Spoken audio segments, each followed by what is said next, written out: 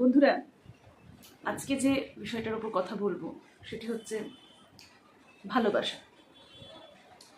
ভালোবাসা কি শুধুই মাত্র একটা প্রেমিক প্রেমিকাকে নিয়েই উদ্দেশ্য করেই বলা? না, তা কিন্তু একদমই নয়। ভালোবাসা তো আমরা জীবনের প্রতিটা পদক্ষেপেই দেখতে পাই, তাই না? একটা বাচ্চা যখন ছোট থেকে বড় হয় তখন সে তার বাবা মা, তার পরিবারের আরও যারা সদস্য আছে তাদেরকে খুব ভালোবাসে, এবং জীবনের এক একটা পদক্ষেপে কিন্তু আমরা এক একজনকে ভালোবেসে যাই। নতুন নতুন মানুষ আসে ভালোবাসার। আমরা এই যে পুরো সমস্ত জীবনে কিন্তু শুধু একটা জিনিসই খুঁজে যাই, সেটা হচ্ছে ভালোবাসা। কিন্তু আদৌ কি পাই? একটু ভেবে দেখুন তো, নিঃস্বার্থভাবে কি ভালো সবাই বাসে?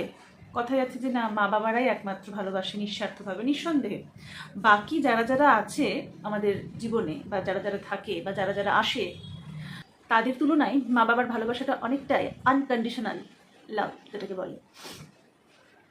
কিন্তু তার মধ্যেও যেন কিছু না কিছু তো একটা চাওয়া পাওয়া থেকেই যায়, তাই না? মানে ধরুন, আপনার মা বা আপনার বাবা আপনাকে ছোট থেকে বড় করেছে, খুব ভালোবেসেছে, স্নেহ মমতা দিয়ে বড় করে তুলেছে। কিন্তু যখন আপনি একটা সময় বড় হয়ে যাবেন, তখন কিন্তু আপনার কাছ থেকে তাদের কিন্তু একটা এক্সপেকটেশন থেকেই যাবে। আর আপনি যদি যে কোনো কারণবশতই যদি সেই এক্সপেকটেশনটা পূরণ করতে না পারেন, তাহলেও কি তারা সেই আগের মতোই ভালোবাসবে? হ্যাঁ, হয়তো বা বাসবে, কিন্তু তার মধ্যেও কিন্তু একটা নেতিবাচক দিক থেকেই যাবে, তাই না? যে আমি আমার সন্তানের জন্য এতটা করলাম, পরবর্তীতে সন্তানের কাছ থেকে হয়তো কিছুই পেলাম না। এরকম মা বাবা খুব কম থাকে যে একদম 100% মানে কোনো কিছুই চায় না। এটা হয় না, এটা মানে খুব কম। মানে 100-এর মধ্যে হয়তো 98% লোকই কিন্তু একটা এক্সপেকটেশন নিয়েই চলে। তো যাই হোক, সেই বিষয়ে আসছি না। বিষয়টি হচ্ছে যে আমরা যেহেতু এই জীবন, এই শরীরের মধ্যে আছি, প্রত্যেকেই কিন্তু ছোট থেকে একটা জিনিসেরই খোঁজ করে যায় একদম মৃত্যুকাল অবধি, যে ভালোবাসা, তাই না? কেউ যদি আমাকে একটু নিঃস্বার্থভাবে ভালোবাসে, হ্যাঁ, কোনো কিছু না চেয়ে, না আশা রেখে যদি ভালোবাসে, এরকম কিন্তু সারাটা জীবনেও কিন্তু আমরা পাই না। সত্যি কথা বলতে, একটু ডিপলি চিন্তা করে দেখবেন, নেই। মা বাবার সম্পর্কটা তো বললামই। এরপরে আসি আমাদের স্বামী স্ত্রী সম্পর্কে, সেখানেও কিন্তু সেই তাই। একটা না একটা চাওয়া, একটা না একটা পাওয়া, কিছু কিছু কম্প্রোমাইজ, কিছু কিছু স্যাক্রিফাইস থেকেই যায়। হ্যাঁ, বন্ধু বান্ধবদের ক্ষেত্রে তো অবশ্যই থেকেই যায়। একদম আনকন্ডিশনাল যে আপনি যেটা চাইবেন সেটাই পাবেন, আপনার মতো করে সব কিছু হবে, আপনাকেই সে শুধু একদম একনিষ্ঠভাবে মানে কোনো রকম কোনো কিছু কন্ডিশন না রেখে ভালোবেসে যাবে, সেটা কিন্তু পাওয়া যায় না। তো সেটা আপনি কিভাবে পেতে পারেন, কার কাছে গেলে পেতে পারেন, সেটা নিয়ে একটা ছোট্ট গল্প বলি। একদিন একটা পাখি একটা গাছের ডালে বসে আছে। পাখিটি যখন ওপর দিকে তাকালো, সে দেখতে পেল একটা বাজ পাখি সেই একদম দ্রুত গতিতে তার দিকে ধেয়ে আসছে।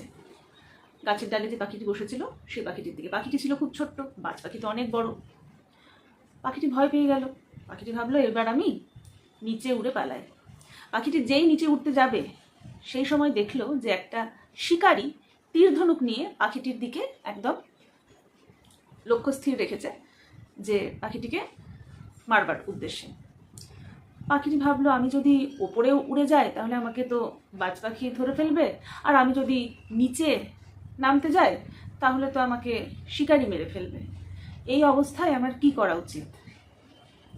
আশেপাশে চারিদিকে দেখলো কেউ যদি তাকে হেল্প করে, অন্য কোনো পাখি এসে তাকে সাহায্য করবে কিনা। দেখলো আশেপাশে কেউ কোথাও নেই, কেউ কোথাও নেই। পাখিটি তখন তার যে ঈশ্বর, যে ঠাকুর, তার শরণাপন্ন হলো। এবং বলল যে হে ঈশ্বর, তুমি ছাড়া আমাকে তো আর রক্ষা করার কেউ নেই। এই কঠিন পরিস্থিতিতে আমি যদি ওপরে উঠতে যাই তাহলে আমাকে বাজ পাখি ধরে ফেলবে, আর আমি যদি নিচে নামতে যাই তাহলে আমাকে শিকারী তীরবিদ্ধ করবে। এমতো অবস্থায় আমাকে তুমিই একমাত্র রক্ষা করতে পারো। এই বলে পাখিটি চোখ বন্ধ করে একনিষ্ঠভাবে শুধুমাত্র ঈশ্বরের ধ্যান করতে লাগলো।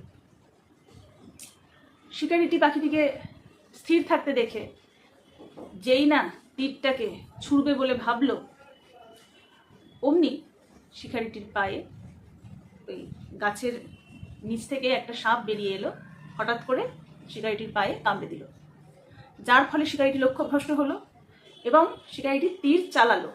তীরটা গিয়ে সোজা লাগলো সেই ওপর থেকে ধেয়ে আসা বাজ পাখিটির গায়ে। বাজ পাখিটি তীরবিদ্ধ হয়ে মারা গেল, আর শিকারীটি সাপের কামড়ে মারা গেল। বেঁচে গেল কিন্তু গাছের ডালে বসে থাকা সেই ছোট্ট পাখিটি। সুতরাং আমাদেরকে কিন্তু ভরসাটা রাখতে হবে।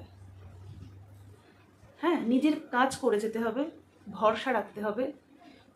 আমাকে কে কতটা ভালোবাসছে, আমি কার জন্য কতটা করছি, তার রিটার্ন আমি কিছু পাচ্ছি কি না, সেই সব কোনো চিন্তা করতে হবে না। না, শুধু নিজের কাজ করে যাও, ফল যেটা পাবার নিশ্চয়ই পাবে।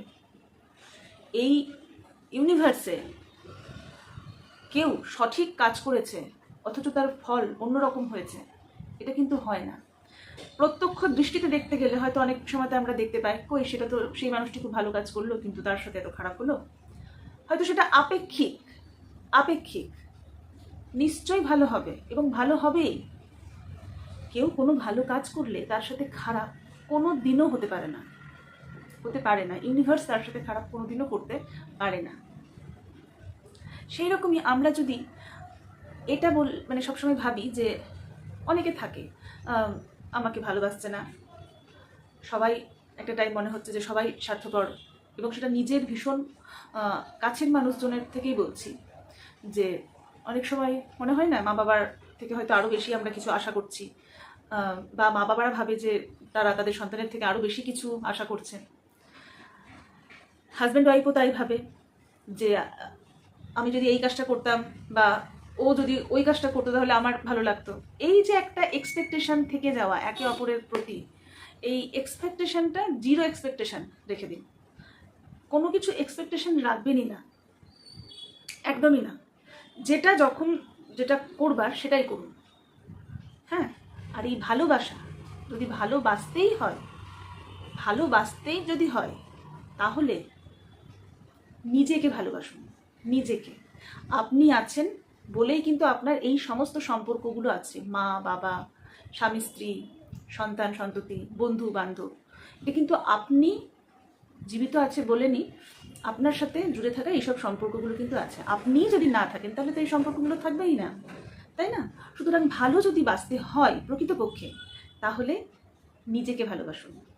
কারণ আর একটা কথা, আমাদের নিজেদের মধ্যেই কিন্তু ঈশ্বর থাকে। সুতরাং নিজেকে ভালোবাসলে কিন্তু সেই ঈশ্বরের সাধনা করা হয়। আমাদেরকে আগে বলা হতো যে শরীর একটা মন্দির, সুতরাং শরীরের যত্ন নিতে, গুড ফুড খেতে, গুড হ্যাবিট তৈরি করতে, আনহেলদি ফুড অ্যাভয়েড করতে বলা হতো তো ছোটোবেলায়। তখন হয়তো সেই সবের মানে অনেকেই বুঝতো না, আমিও কোনোটা বুঝতাম না, যে নিজেকে ভালোবাসলে কিন্তু অটোমেটিকই আপনাকে সবাই ভালোবাসবে। আর আপনি যদি নিজেকে বাদ দিয়ে অন্যকে ভালোবাসতে যান তাহলে কিন্তু আপনি কখনো ভালোবাসা পাবেন, কখনো পাবেন না, কখনো কেউ আপনাকে অ্যাভয়েড করবে যেটা আপনাকে কষ্টদায়ক মনে হবে। সুতরাং নিজের কাজটাকে প্রায়োরিটি দিন, নিজেকে ভালো রাখার চেষ্টা করুন, নিজেকে সবসময় মোটিভেট করুন, আর ঈশ্বরের চিন্তায় নিজের মনোনিবেশ করুন। এর মধ্যে দিয়েই ভালোবাসা খুঁজে পাবেন। ঈশ্বরকে ভালোবাসুন, দেখবেন আর কারোর ভালোবাসার কোনো দরকার হবে না। ভালো থাকবেন।